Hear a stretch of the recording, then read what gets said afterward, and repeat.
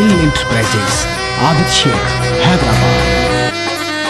हो बासु पासे पीरन खपरी वतो है बासु पासे पीरन खपरी वतो ज़ालिम सो पीर साए व्या पादा मुझे खे पुसाए व्या।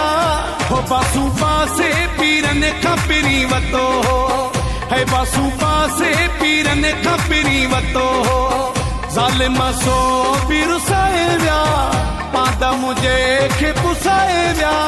हो बासु पासे पीरन खपरी वतो है बासु पासे पीरन खपरी वतो।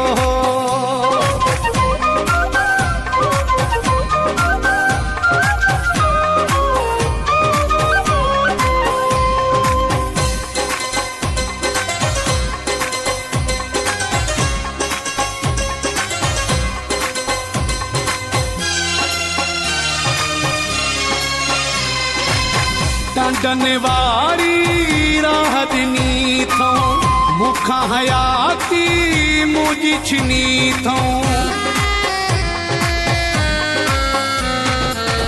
टंडन वारी राह दिनी थो मुखा हयाती मुझी छिनी थो।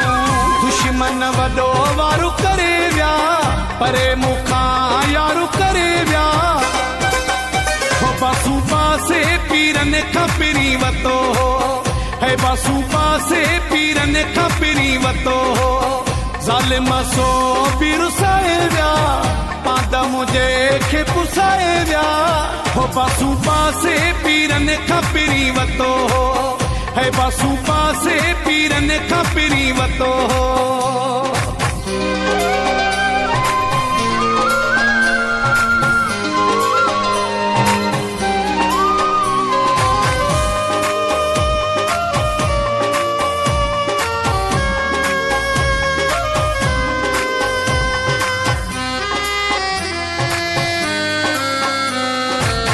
रोगो अथों मुझी दिल खेला तो मुँह बिडनो खणी झोली पारा तो।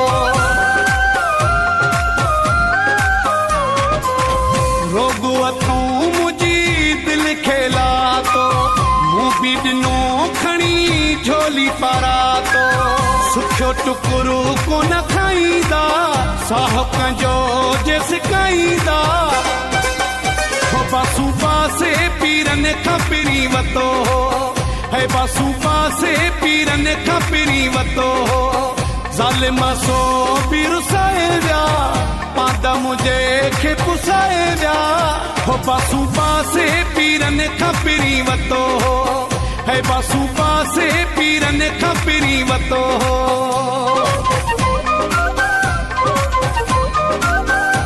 दिल एंटरप्राइजेस आबिद शेख हैदराबाद।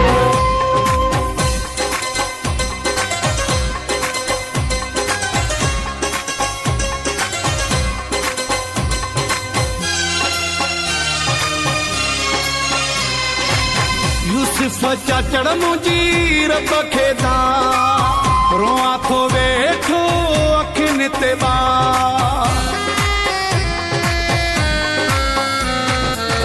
यूसुफ चाचड़ मुझी रब खेदा रोआ थो वेठो अखिन ते बा। दुश्मन वडो वारू करे व्या परे मुखा यारू करे व्या। हो बासु पासे पीरन खपरी वतो है बासु पासे पीरन खपरी वतो ज़ालिम सो पीर साए व्या पादा मुझे खे पुसाए व्या। हो बासु पासे पीरन खपरी वतो है बासु पासे पीरन खपरी वतो ज़ालिम सो पीर साए व्या पादा मुझे खे पुसाए व्या। हो बासु पासे पीरन खपरी वतो है बासु पासे पीरन खपरी